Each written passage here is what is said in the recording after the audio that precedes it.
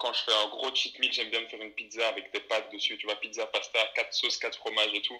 La totale. La totale, ouais. Sinon, je suis pour, ça, à mon avis, ça a créé débat comme d'hab, je suis pour les ananas sur la pizza, moi.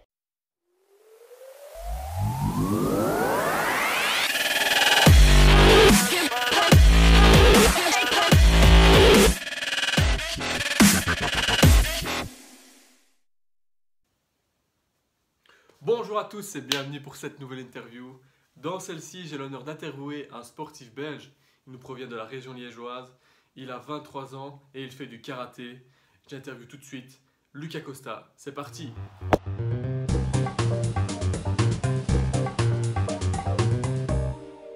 Donc bonjour Lucas, comment vas-tu? Salut, ça va, tranquille. Ça va bien. Donc pour tous ceux qui ne te connaîtraient pas, peux-tu te présenter Alors, moi, c'est Lucas Costa. Donc, je suis karatéka. Je fais du karaté depuis que j'ai 4 ans. Maintenant, j'en ai 23, donc faites le calcul, ça fait quand même un petit temps. Ouais. Actuellement, je suis classé 30e mondial dans ma catégorie de poids, donc des plus de 84 et des poids lourds. Ok, parfait. Donc justement, le karaté, c'est un sport qui n'est pas très connu en Belgique. Est-ce que tu peux expliquer un peu à quoi ça consiste? Alors, le karaté, comme tu le dis, ouais, c'est un sport un peu oublié, on va dire. En Belgique, il était plus populaire avant. Mais en gros, ça consiste, c'est un sport de combat. Donc, c'est un art martial semi-contact, on va dire. C'est-à-dire la touche est autorisée, mais on ne recherche pas le KO. Contrairement à, par exemple, la boxe. Ok. Et comment ça se déroule une compétition de karaté? Alors, la compète, pour ce qui s'agit des tours, c'est un peu comme on va dire les rounds éliminatoires au tennis ou au foot. Donc, on commence en 16e de finale. Si on gagne le combat, on accède au 8e. Si on gagne, on accède au quart, etc. jusqu'à la finale. Donc, en général, elle est par compète, on va dire, entre 4 et 6 combats à faire, si on va jusqu'au bout. Pour ce qui est du combat en lui-même, en fait, c'est un combat de 3 minutes, où donc on essaie de marquer l'adversaire avec des techniques de poing ou de pied. À la fin du combat, à la fin de 3 minutes, le combattant qui a le plus de points remporte le combat. Ok, parfait. Est-ce qu'il y a que cette discipline-là? Je veux dire, le karaté, il y a plusieurs, je pense, styles de compétition. Ouais, enfin, tout se fait dans la même compétition, mais il y a aussi les katas. Donc les katas, ça c'est un enchaînement en fait de mouvements qu'on fait contre un adversaire imaginaire en fait. Donc c'est un peu la base du karaté, c'est la technique quoi. Donc c'est un enchaînement de blocage, d'attaque, etc. Certains se spécialisent là-dedans, d'autres se spécialisent comme moi dans le kumité, dans le combat. Ça dépend vraiment de la personne quoi. Ok, parfait. Donc le karaté est devenu récemment un sport olympique, donc ici en 2020 normalement, et donc en 2021 je suppose il sera olympique. Est-ce que c'est un objectif pour toi à long terme? En fait, avant d'être un objectif, c'est quand même plus un rêve. Parce que c'est quand même quelque chose, voilà, ça fait des années qu'ils parlent de le mettre au JO, avant même que je rentre dans la catégorie senior. Donc pour moi, c'est intouchable. Petit à petit, voilà, on a vu que le nombre de places était très limité, donc c'est très difficile d'y accéder. Surtout qu'il y a des places réservées pour le pays organisateur, etc. Après, ici, la grosse chance que tous les karatékas avaient, c'était qu'au mois de mai, en fait, à Paris, il devait y avoir un tournoi de qualification. Et il suffisait, entre guillemets, il suffisait de se classer dans les 3 premiers de ce tournoi pour avoir son passe pour les JO, quoi. En sachant qu'il n'y en avait qu'un par pays qui pouvait y participer. Et que j'étais le Belge qui était censé le faire. Évidemment, on y croyait, quoi. Maintenant, tout est chamboulé, donc on va voir comment ça se passe. Ok, parfait. Donc justement, le karaté, je pense que les compétitions se déroulent un peu dans tous les pays du monde. Est-ce que c'est pas trop compliqué au niveau budget de suivre une saison comme ça de karaté? En fait, au début, quand on commence le circuit, c'est vraiment la galère. Parce que, comme tu l'as dit tout à l'heure, voilà, c'est un sport pas trop médiatisé ni populaire en Belgique. Donc au niveau des sponsors, etc., c'est difficile d'en trouver. Donc au début, tu dois tout financer par toi-même, donc effectivement, c'est pas facile. Après, on a la chance d'avoir une fédération, voilà, qui nous suit quand même pas mal. À partir du moment où on fait des résultats et voilà, qui voit qu'on donne du nôtre, ils financent nos compétitions en fait. Donc c'est-à-dire si tu fais une médaille au championnat d'Europe ou si tu fais aller un top 7, je crois, c'est au championnat du monde par exemple. Voilà, là ils te prennent en charge en fait pour toutes les compétitions de l'année à partir du moment où tu as fait ton résultat. Donc c'est quand même cool. Ouais, donc ça c'est pas mal. Donc justement, en parlant de compétition, tu as été plusieurs fois champion de Belgique. mais tu as surtout fait une troisième place à la Serie A de Shanghai, si je ne me trompe pas. Comment tu peux décrire C'est ça. comment tu as vécu ça personnellement?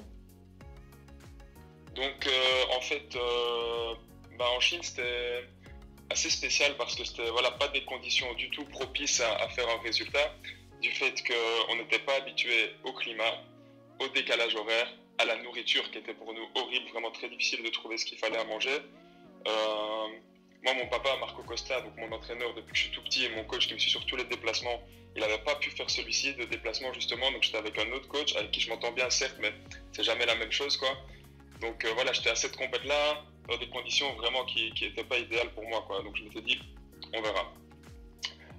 Premier jour de la compète, voilà, je suis pas trop en forme, je gagne le premier tour, j'étais mené au score, je reviens, deuxième tour la même chose, troisième tour j'arrive contre le champion du monde en titre, qui est numéro 1 ranking mondial, etc., l'allemand Jonathan Horn, et contre lui je fais un très très bon combat, malheureusement je m'incline, donc c'était les quarts de finale. Et en fait, nous en karaté, comment ça se passe quand on perd contre le gars qui fait la finale? Tous les mecs donc, qui ont perdu contre lui se rencontrent, et celui qui gagne les combats finit sur la troisième marche du podium. Moi j'avais un combat très difficile au premier tour, c'était contre un Turc. J'avais sonné à mon père le jour avant, j'avais dit écoute papa, si je gagne contre le Turc, à mon avis la médaille elle est pour moi. Il m'avait dit t'es confiant, tant mieux, on verra quoi. Donc le combat était très tactique en fait, avec le coach présent on avait mis en place une tactique vraiment voilà, de jouer sur les distances, etc. Je gagne mon combat de manière très serrée, 1-0. Puis après voilà, deuxième combat je gagne, troisième combat je gagne, et on arrive à la médaille quoi. Donc c'était magnifique comme moment. Ouais, ok. Et donc maintenant c'est le confinement, comment tu continues à t'entraîner au jour le jour? Est-ce que c'est pas trop difficile? En fait ce qui est surtout difficile c'est de s'entraîner sans objectif. La difficulté de s'entraîner, je la ressens pas vraiment parce qu'on a la chance voilà, d'avoir le statut de sportif de haut niveau à l'ADEPS. D'ailleurs, je les remercierai jamais assez parce qu'ils nous laissent toutes les installations en fait, à Louvain-la-Neuve, au centre sportif de Bloquerie, pour pouvoir s'entraîner. Donc, je m'entraîne avec Quentin Mauden, qui est voilà, le gars avec qui on part souvent en voyage ensemble. Il est dans les catégories de moins de 75 kg. Donc, on s'entraîne nous deux avec mon père, donc, qui est entraîneur de l'équipe nationale. Et on s'entraîne aussi avec mon préparateur physique Arnaud Lux, toujours là-bas quoi. Donc c'est vraiment chouette, voilà, on arrive à mettre en place tout ce qu'il faut. Et toutes les mesures voilà, d'hygiène et de distanciation sociale, etc. sont respectées. Donc voilà, pour nous c'est nickel. Plus à la maison, voilà quoi, les footings, la musculation, etc. Certes, c'est pas la même chose qu'en salle, mais on se débrouille. Ok, ça va.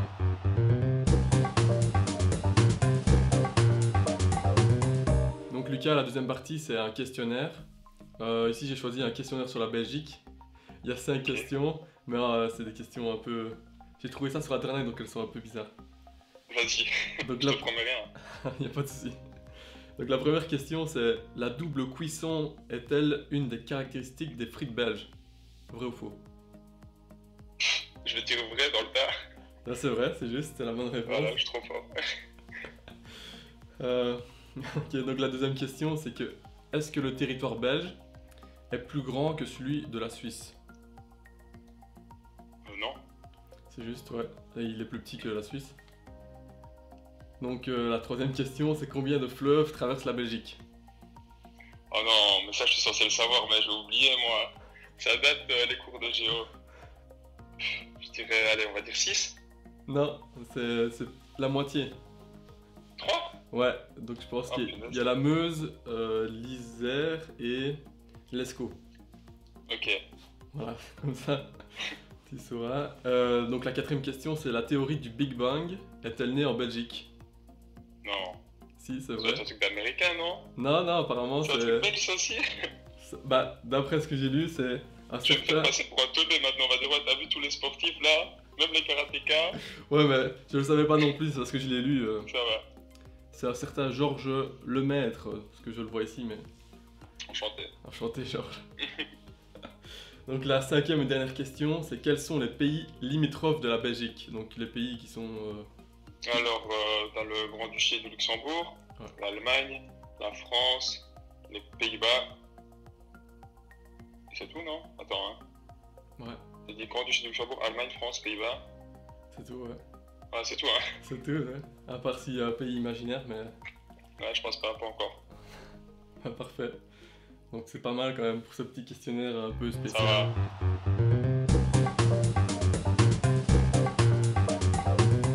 Donc passons maintenant à la partie numéro 3, Lucas, c'est des questions en rapport avec toi. Donc ici la première question c'est, as-tu une routine ou un rituel avant une compétition ou un combat? La routine, en fait, elle s'étend carrément au jour avant. C'est quelques techniques que j'ai vues donc, avec les divers préparateurs mentaux que j'ai vus les dernières années pour justement mettre en place tous ces rituels qui sont super importants pour les sportifs. Donc c'est le jour avant, en fait, c'est des trucs assez basiques qu'on retrouve un peu partout, je pense, comme du style pas trop rester debout pour garder voilà, assez d'énergie, etc. Donc rester un maximum assis.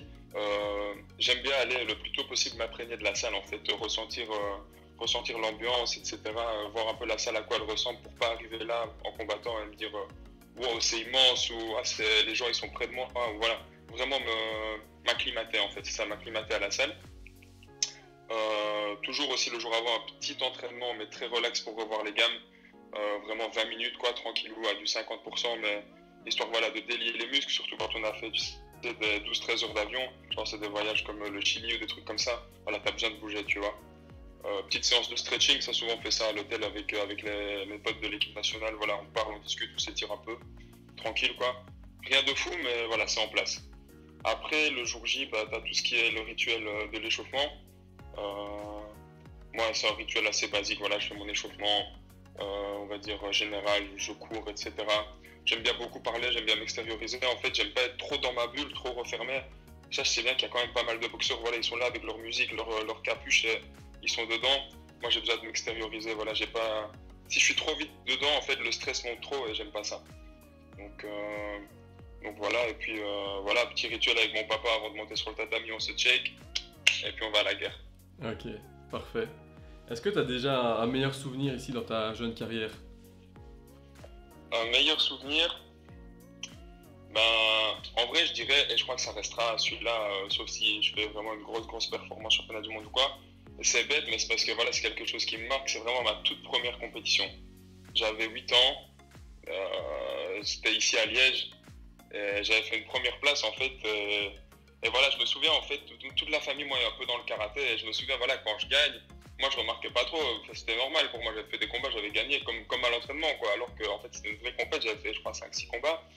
Et je me souviens d'un de mes cousins avec les larmes aux yeux, mon parrain, mon oncle aussi, même chose, tout le monde qui me prend dans les bras. Moi je disais, mais calmez-vous, il y a quoi de spécial? Et donc tout le monde était super content, et voilà, c'est vraiment quelque chose, c'est une des seules compètes qui m'a marqué dans mon enfance, quoi. Ok. Est-ce qu'à l'inverse, tu as un pire souvenir Ouf, ça ouais. Là, franchement, c'est vraiment quelque chose qui m'a hanté de nombreux mois, que des fois même j'y pense encore aujourd'hui. C'était mes derniers championnats d'Europe espoir, donc quand j'étais encore moins de 21 ans. C'était en Russie, à Sochi. J'étais préparé comme jamais. Tout le monde croyait vraiment en moi pour faire une médaille. Moi-même, j'y croyais. Voilà, pour moi, c'était voilà, dernier championnat d'Europe espoir. Tu fais une médaille. Tous les mecs qui étaient dans ma catégorie, je les connaissais. À part un ou deux, il n'y en avait aucun que je trouvais vraiment exceptionnel. Quand je vois mon tirage au sort, donc les mecs contre qui je vais combattre, je me dis c'est bon, là c'est pour toi. Arrivé au premier tour, dehors. Contre un mec que j'avais battu 2 mois avant aux Open de Croatie.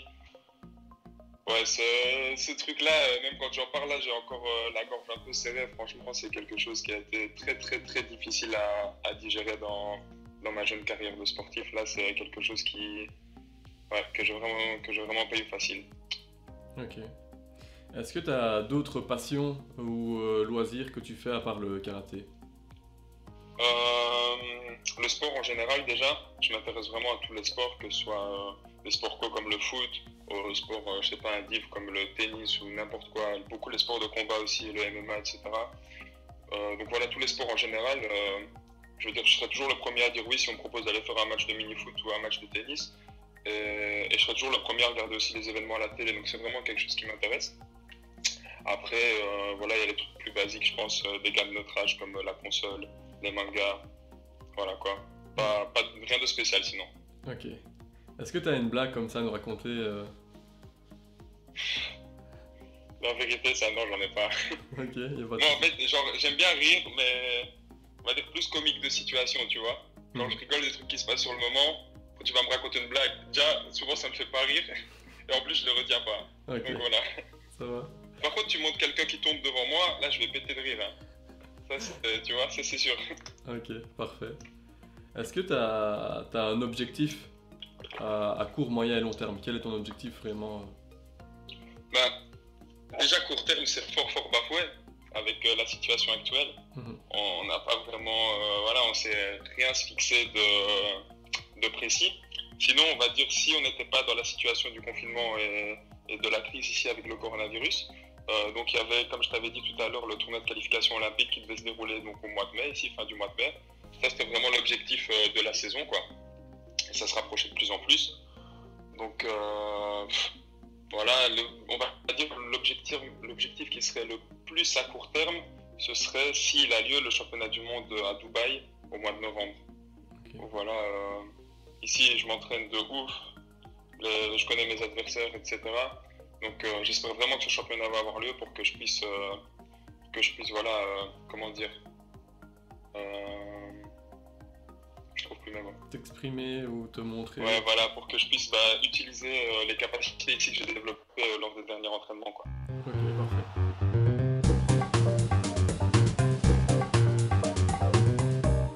Passons maintenant à la partie numéro 4, Lucas. Donc c'est le deuxième petit jeu.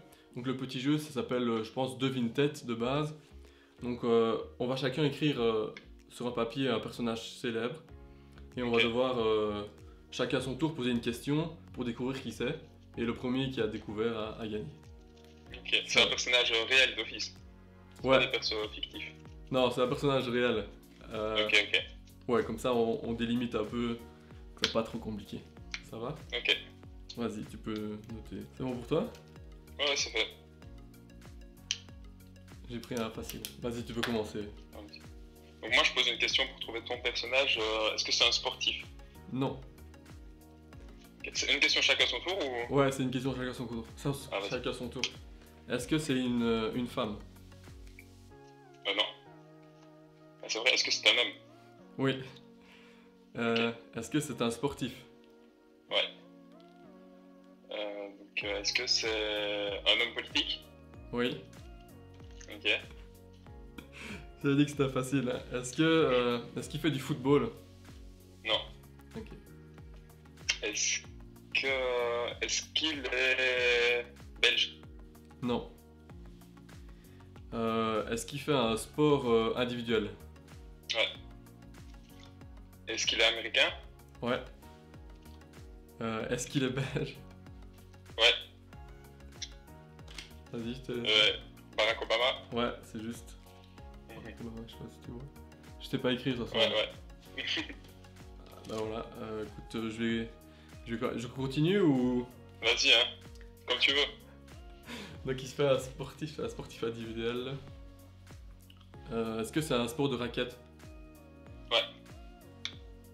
Ok, bah je continue. Est-ce que c'est du ping-pong? Non. Du tennis de table, pardon? Non plus. Ouais. Est-ce que c'est du tennis? Ouais. Donc tu m'as dit qu'il était belge. Hein. Est-ce que c'est David Goffin? Exact. Yes. Je crois que c'est de l'écriture à l'envers, non? Non, moi je le vois bien. C'est ouais. bon. Est-ce que tu veux faire une deuxième manche? Est-ce que tu laisses ma revanche? Vas-y. Vas-y. Ah, vas-y. Allez. Quand tu veux. Est-ce que du coup c'est un sportif? Encore, on va recommencer par ça. Non. Ok. Est-ce que c'est un garçon? Ouais. Ouais. Donc toi, est-ce que c'est un homme? Oui. Est-ce que c'est un sportif? Ouais. Donc est-ce qu'il est dans le milieu de la mode? Non. Ok. Est-ce que c'est un belge? Non. Est-il on va dire scientifique, inventeur ou un truc comme ça? Non. Non. Est-ce qu'il est américain? Ouais. Ok. Moi j'ai aucune inspi là, si tu me dis qu'il est pas sportif, ça va pas encore être un homme politique, non? Non, c'est pas un homme politique. Bah, donc il est pas homme politique, il est pas scientifique, il est pas sportif. Il est pas... Ouais, je sais pas, vas-y à toi. Est-ce qu'il fait un sport collectif? Ouais. Ok.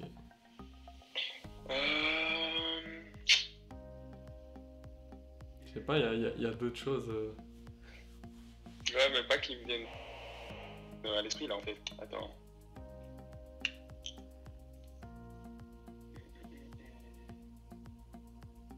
Ah ouais, est-ce qu'il est acteur? Non, c'est pas un acteur non plus. Punaise. Est-ce que c'est un... Est-ce qu'il fait du basketball? Ouais. Est-ce que c'est un chanteur? Ouais, c'est un chanteur, ouais. Ok. Est-ce qu'il est de type afro-américain? Ouais. Est-ce qu'il est américain? Non. Ok. Est-ce qu'il joue toujours actuellement au basketball? Non. Ok. Est-ce qu'il est français ou du moins il chante en français? Ouais. Français? Ouais, ouais. Ok. Est-ce qu'il est décédé? Ouais. Donc moi là je suis obligé de tenter un truc si je veux te battre. Je suis obligé de tenter un nom. Bah vas-y, tente un nom. Allez, je vais dire juste parce que je le kiffe, mais je sais pas si on est dans le même univers musical, je vais dire Nino. Non, c'est pas lui. Ah, dommage. Donc est-ce que c'est Kobe Bryant? Ouais, Ok, exact. parfait. Est-ce que c'est un rappeur? Non. Rocker? Ouais? Décédé? Ouais. Johnny Hallyday. Ouais, c'est juste. J'ai hésité, je voulais dire Nino ou Johnny. Waouh. On a pris tous les deux quelqu'un décédé en plus, Ouais. à leurs âmes. La connexion.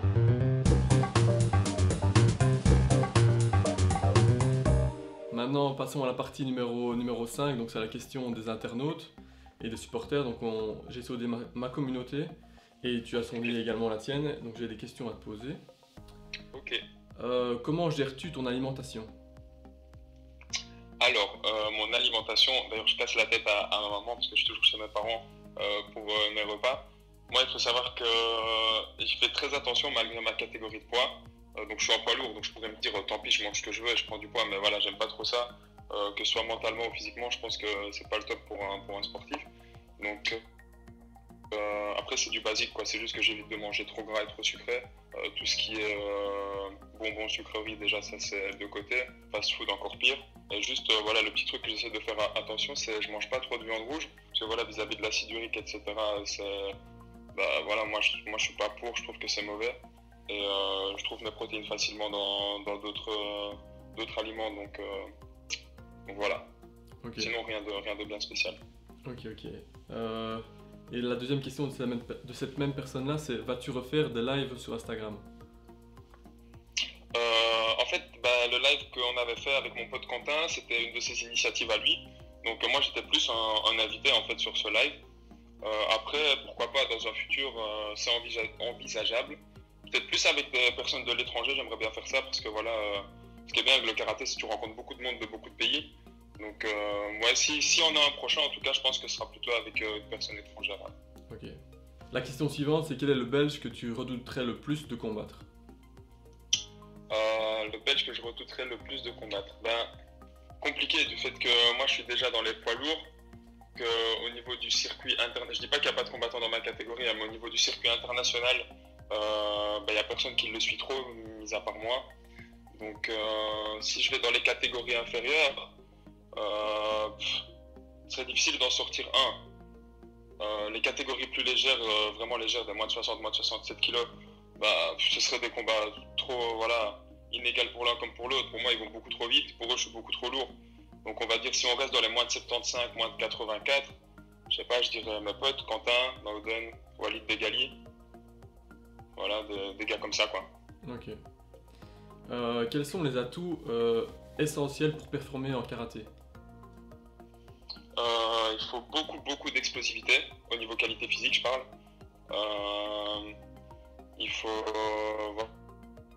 des bons appuis, des trucs assez basiques. Après les qualités les plus importantes, je pense qu'elles restent mentales. Il faut un maximum de détermination, quand même de la confiance en soi. Toutes les qualités nécessaires à un sportif, mais je pense qu'elles sont un peu amplifiées dans les sports de combat en général, quoi. Ok. Est-ce que le confinement a été pour toi bénéfique ou justement ça a été un stop dans ta saison? Moitié-moitié en fait.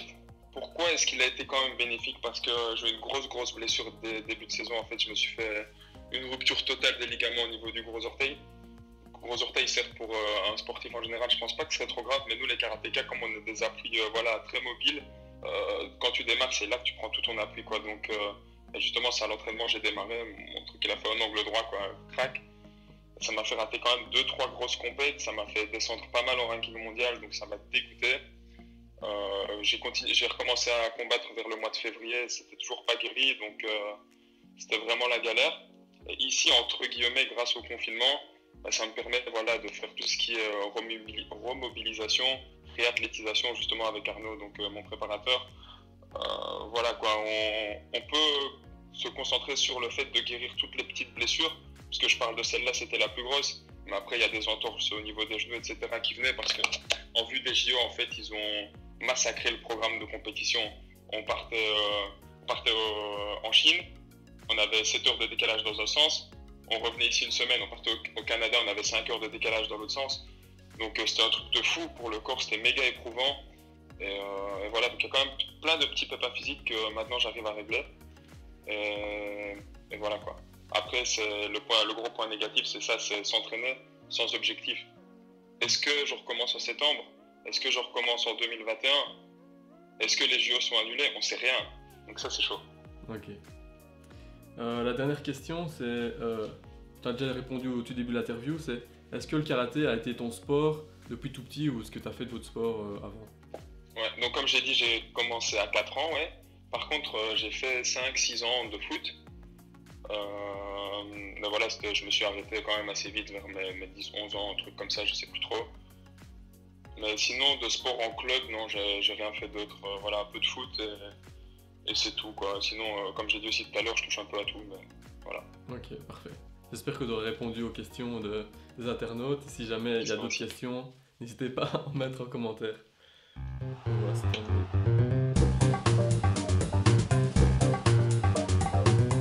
Donc la partie numéro 6, c'est et si, donc c'est les questions un peu imaginaires. Donc pour ça, il faut que tu me donnes 3 numéros entre 1 et 15. Le 4, le 7 et le 14. Ok, c'est vrai. Il y a beaucoup de personnes qui prennent le 7 à chaque fois, donc... Ça m'étonne pas. Donc la première question, c'est si tu pouvais devenir une personne célèbre, quelle personne célèbre voudrais-tu être? Mais en fait, je vais répondre plus dans le sens, ce type, c'est mon idole en fait. Moi, ce serait cash, sans hésiter, Cristiano Ronaldo. Pas juste, voilà, parce qu'il a des belles voitures, et qu'il est riche, et qu'il est connu, et machin. Non, c'est surtout pour le gars que c'est en fait. Sa manière d'être, sa manière de vivre, la personne que c'est à son âge, le sportif que c'est à son âge, je veux dire, à 35 ans, faire des trucs comme il fait. Son mode de fonctionnement, il s'entraîne comme un malade, il est déterminé comme jamais. Il vient d'un petit bled sur une île au Portugal que personne connaît. Même son île, il l'a rendu célèbre. Maintenant, tout le monde part là-bas en vacances, quoi. Donc ouais, une grosse idole, Cristiano Ronaldo. Ok. Donc la question numéro 7 qui revient souvent, c'est si tu devais camoufler un meurtre, comment procéderais-tu? Ouf. Si je devais camoufler un meurtre. Mais ça veut dire que je vais te dévoiler comment j'ai fait ça. T'imagines le psychopathe? Non, je rigole. Si je devais camoufler un meurtre, je sais pas, je crois que je ferais appel à des gens. Hein. Ouais. Je crois que je ferais juste appel à des gens que je sais bien que voilà, ils sont un peu criminels. Je dis, t'as pas déjà fait ça par hasard, toi? Il me faut de l'aide vite fait, c'est pour un pote, tu vois. Et puis je prends les idées. Ok, parfait. Et la dernière question, c'était la 14. Hein. Ouais. Donc si tu étais un super-héros ou une super-héroïne, qui serais-tu? Je sais pas, je suis pas trop Marvel et tout, la vérité. Après, ça peut être un manga ou autre. Hein. Ah. Si je vais dans les mangas, là je viens de finir Hunter x Hunter en fait. Donc je sais pas, je suis trop dedans, donc je vais te dire, je sais pas si tu connais un peu, c'est Killua. Ouais, je vois vite fait. Ouais. Tu vois vite fait, déjà parce que le personnage en lui-même il est trop stylé. Je sais pas, c'est un assassin, il a grave des valeurs d'amitié et tout. Ça, enfin, moi j'aime bien, c'est pour ça que j'aime bien les mangas, parce que ça transmet de vraies valeurs quoi. Lui, je sais pas, il a trop de charisme, tu vois, et voilà, il défend son pote, mais même pas pour que son pote après lui doit quelque chose, parce qu'il va aller péter quelqu'un qui a fait du mal à son pote, et il va dire à ceux qui l'ont vu, ouais, dites pas à lui que je l'ai fait, il faut pas qu'il le sache. Et voilà, donc enfin, je sais pas, voilà, j'ai kiffé quoi. Ok, parfait. Est-ce que tu veux encore une dernière question? Vas-y. Vas-y, tu choisis le numéro, vas-y, je te laisse choisir. 13. 13. Si tu devais manger un seul plat toute ta vie, lequel serais-tu? Lequel serait? Sans hésiter, pizza.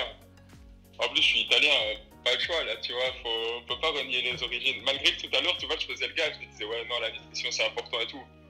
Mais si tu me dis, il y a qu'un plat, ouais, pizza. Est-ce qu'il y a une pizza en particulier que tu préfères?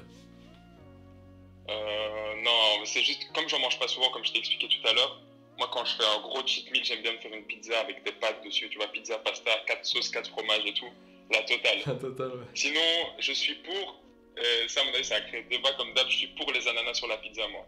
Ok. Ça c'est validé de ouf. Ok. Ça, ouais, ça, c'est un beau débat, oui.